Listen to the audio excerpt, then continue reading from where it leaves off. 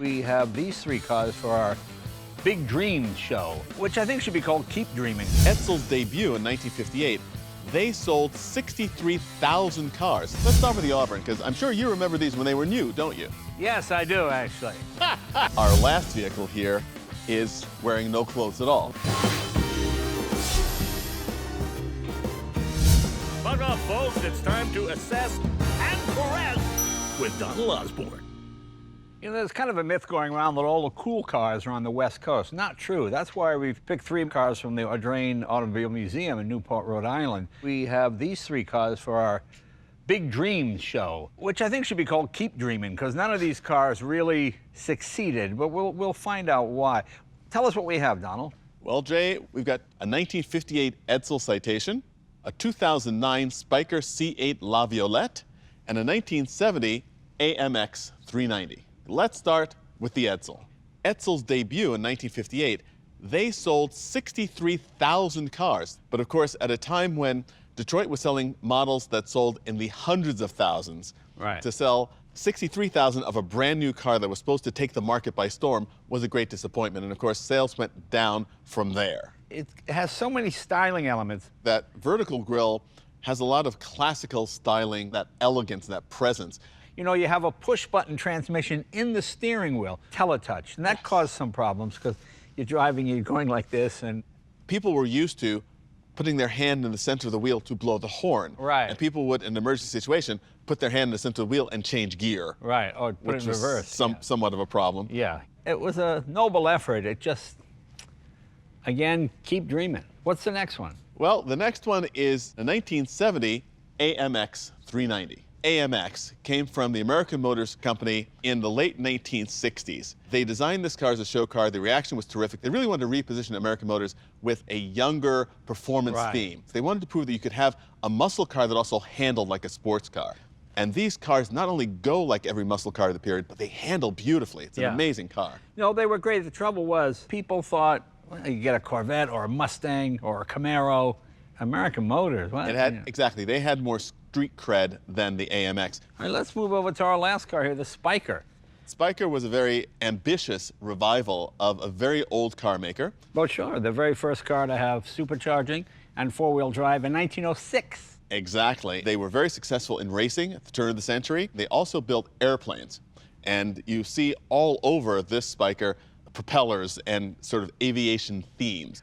You know, it looks like it was designed by committee.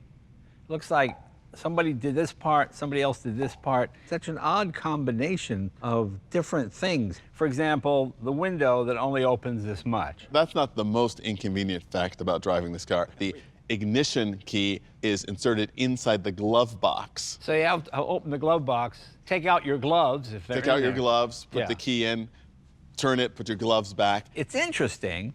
I guess it would grow on me, I suppose, if I owned it. So, Jay, of our three candidates today, which do you think has had the greatest appreciation in the last 5 years? Well, I would go 1, 2, 3. 5 years ago, you could have bought an Edsel Citation similar to this for about $84,000. The market has declined. So today it would probably only bring about $60,000. Right.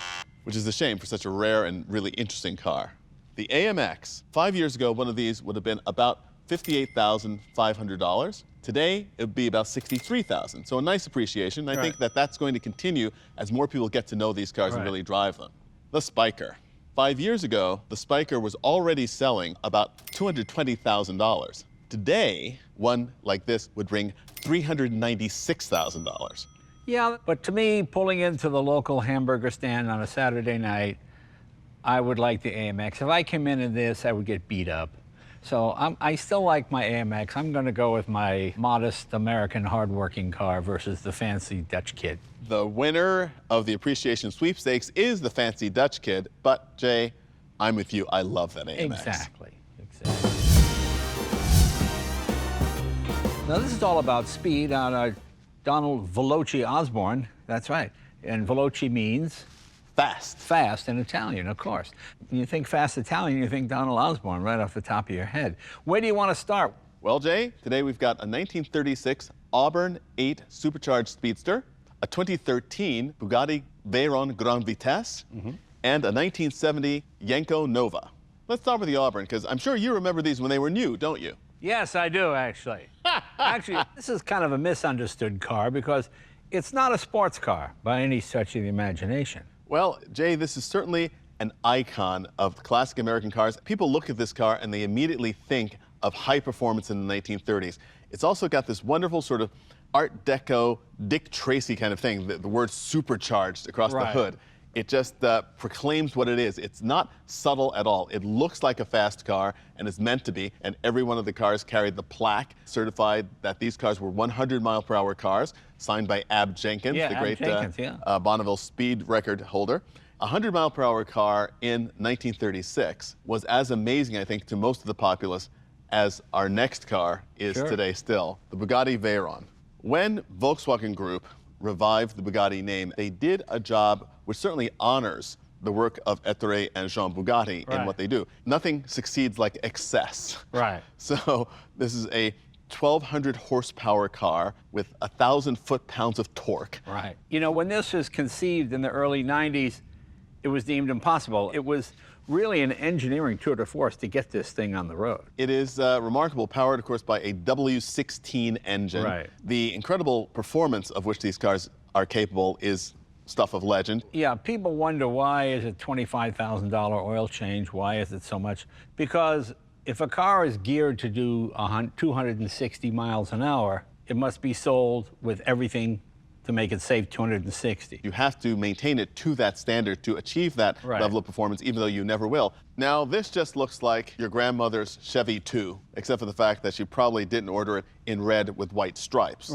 This is a very special car. People who know performance Chevrolets know about Don Yanko and Yanko Chevrolet in Canonsburg, Pennsylvania, near Pittsburgh. And he exploited something that is very well known today, which was unknown then, which is called COPO, Central Office Production Order. And these COPO cars, which is basically taking a sheet of paper that has every possible combination of equipment you can order on a car and putting it together in a way to take base models and giving them maximum performance. This is basically that. It's just a Nova. You take out the 6-cylinder engine and you put in the big Corvette motor. LT1 Corvette 350 engine. And what's really interesting about these two is that they're very rare. Don Yanko only did this for a year, in 1970. They only built and sold 175 of these cars. So we're trying to figure out which one of these has appreciated most in the last 5 years. Correct. These Osbornes, I can remember late 90s, early 2000s, seeing them for $80,000 and going, well, that's crazy. I don't pay that kind of money. You can get them for 50 or 60. And now they've become $800 to over $1 million cars. So I would probably go with that one. These are $1 million and change. They're still making Bugattis. I think it'd go over sticker, but not a whole lot. The Yanko, that's a tough one, because if it was a Camaro and it had the 427 Don Yanko, then the sky's the limit. I don't know on this one, but I would probably go Osborne. Okie doke. So you are taking the supercharged option. Yes, and once again, I go 1, 2, 3. Of our 3 cars today, 5 years ago, one of those Osborne Speedsters would have cost about $750,000. Today, it would be $1.2 million. Okay. The Bugatti, 5 years ago, it would be about $2.3 million. Today, it'd be $2.9 million. They are appreciating. The Yanko Nova, again, extremely rare. 5 years ago, this Yanko Nova would have cost $82,500. Today, if you could find one, it'd be $158,000. The winner of our appreciation sweepstakes is the Yanko Nova. The Nova, okay. All these cars have gone up in value, which just goes to show if you're arguing with your spouse why you're buying another car. Honey, they go, don't you watch Leno and Osborne? These cars all go up in value. Especially the fast ones. Yeah, you got yourself an investment. Yeah. Guaranteed. There you go. Well, today we have 3 cars that represent the various stages of the great outdoors. We're joined by our appraiser extraordinaire, Donald Osborne, and all 3 cars come from the Audrain Automobile Museum in Newport, Rhode Island, correct? Yes, they do, Jay, and they represent all sorts of expressions of the great outdoors. Exactly. From our 1928 Morris Oxford Parks utility, this 1968 Volkswagen Sand Buggy, and the 1970 Land Rover Series 2A. Why don't we start with the Morris? Okay. This car was built for Lady Mildmay White of Kent, and it's very interesting because the Morris mark was sort of like an English Buick. This car has never been restored. Wow. It has had some paint work over the years, but the interior is original. The wood trim is completely original. And how many horsepower is this? About This 18? is a 14 horsepower. 14 okay. horsepower. It's got enough power to get you where you want to go. With these narrow tires and the artillery wheels are also very useful when you have to go in varying road conditions as well in the country. Well, what's our second car, the Land Rover? Let's take a look at the Land Rover. Okay. Now, of course, everyone's familiar with the Land Rover, the British version of our Jeep. They do have a tremendous cult status. And especially the Series 2A are the ones that really sort of stick in people's minds. And this is one of the last of the Series 2A cars where they've actually moved the headlights to the fenders because they were, of course, in the grille in the early cars. And it's funny, when I see these fully restored, they don't go for as much as the nice patinaed car. You see them now incredibly tarted up with metallic paint jobs and chrome wheels and all that. And somehow it's slightly embarrassing for me. Like, you know, it's like, oh, don't look at me because I'm not supposed to be dressed like this. Right, you know? right, yes. Yeah, exactly. Our last vehicle here is wearing no clothes at all. Right. This is a frame that was actually built by a company here in California that built cars for basically for Baja racing and things like that. It's got a standard 68 Volkswagen 1600cc engine, although it does have that very neat shifter, which is, I think, slight overkill for the power available in the vehicle. But it's a great look. It's a very, very well-built frame. It's great that it's got this great big windshield, of course, which probably most of them did not have. You just wore your helmet and goggles and went at it. But which one of these has gone up the most in value? Is that in the last 5 years, exactly. Oh, in the last 5 years. 5 years. Okay. Much like my favorite is Donald, it is also the Oxford. Okay, so you're going with the choice of Lady Milne White. Yes, Lady Milne White. Yes, I will go with her. So of our 3 vehicles here, about 5 years ago, this Volkswagen Sand Buggy might have cost you about $2,850. And today, you'd probably have to pay about $3,500 for it. The 1928 Morris Oxford 5 years ago would have been about $55,000. And today, it's about $65,000.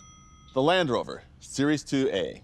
5 years ago, one would have cost you about $47,500, and today it would cost you about $66,000. So the winner of the appreciation sweepstakes is the Land Rover. Yeah, maybe. Well, there's that whole Silicon Valley yuppie factor. Exactly. You can't discount fashion. But I'm sticking with my little Oxford. And I agree because that's why I dressed for it.